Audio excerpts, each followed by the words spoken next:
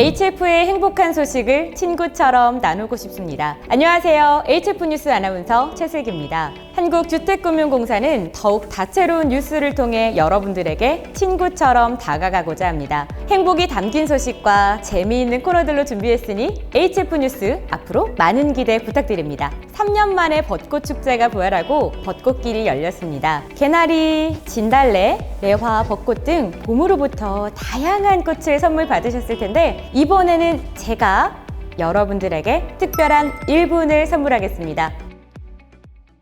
안녕하세요. HF 1분 초대석입니다. 오늘은 특별하게 첫 번째 손님을 모셔봤는데요. 바로 정책 모기지부의 핵심 인력이시죠. 우리 대리님 모셔봤습니다. 안녕하세요. 네, 안녕하세요. 정책 모기지부를 대표해서 나왔습니다. 반갑습니다. 반갑습니다. 아니 대리님, 저희 오늘 첫 번째 손님으로 나오신 데는 이유가 있다고 들었어요. 네. 저희가 이제 지난 4월 한국주택금융공사에서 아주 큰일을 냈는데 네. 주택금융 정보를 한눈에 알아보는 주택금융 포털 앱을 출시했습니다.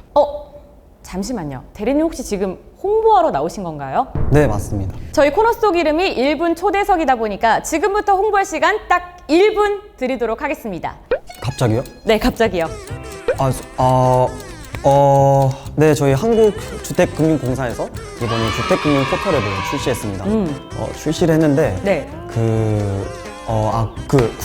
쿠폰이 있어요. 쿠폰을 받으셔야 되고요. 네. 보금자리론 대출 이용 시에 이제 금리를 깎아주는 금리 할인 쿠폰을 받을 수 있으니까 네. 지금 당장 다운로드 해주시고 또 굉장히 편리해요. 편리하다. 네. 이 앱 하나만 핸드폰에 다운로드 하시면은 이제 앞으로 주택금융 관련해서는 다른 거 볼 필요 없이 정말 잘 만들었으니까 네네네. 다운로드 해주시고 또 주택금융 하면 어려운 용어들이 굉장히 많아요. 네네. 그래서 이런 용어들까지 정말 친절하고 이해하기 쉽게 다 적혀 있으니까 이제 다운로드 꼭 해주시고 네. 대출금리 계산이나 이런 건 이제 인터넷에 하나하나 검색해서 계산을 하시는데 네. 이 앱에는 전혀 그럴 필요가 없어요. 그러면 앱 하나만 있으면은 1부터 10까지 다 할 수 있는 거네요. 네, 계산기도 있어서 이제 입력만 하면 되고 또 금융 정보뿐만 아니라 이제 규제 정보까지. 잠시만요. 있어서. 저희 1분 끝났습니다. 벌써요? 네, 저희 1분 초대석이다 보니까 깔끔하게 1분으로 아주 잘 끝내주셨는데요. 팀장님이 말하는 게 저렇게 역시나 하면 저 잘리는데. 핵심 인력이시다 보니까 잘려? 퇴장도 화끈하네요. 지금부터 HF의 봄 소식 알아보러 가볼게요. 봄처럼 따뜻한 HF의 첫 번째 소식입니다.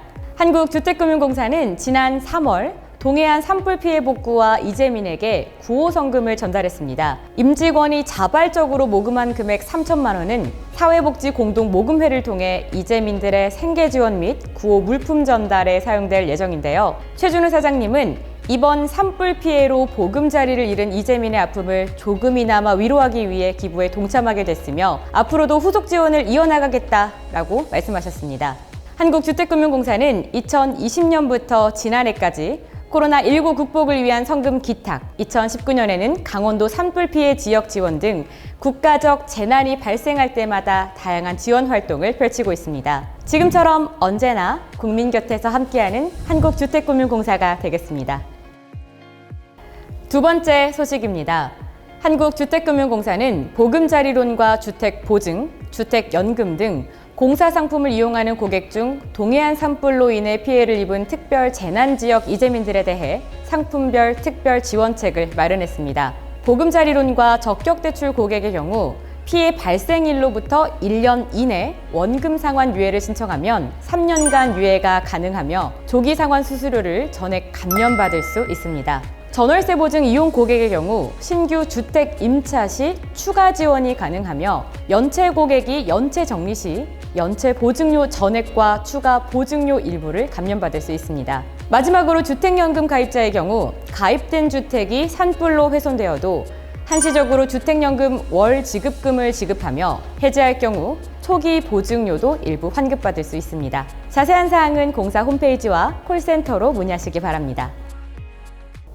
세 번째 소식입니다. 한국주택금융공사는 여러 곳에 분산되어 있던 주택금융 정보를 한눈에 확인할 수 있는 주택금융 포털 서비스를 오픈했습니다.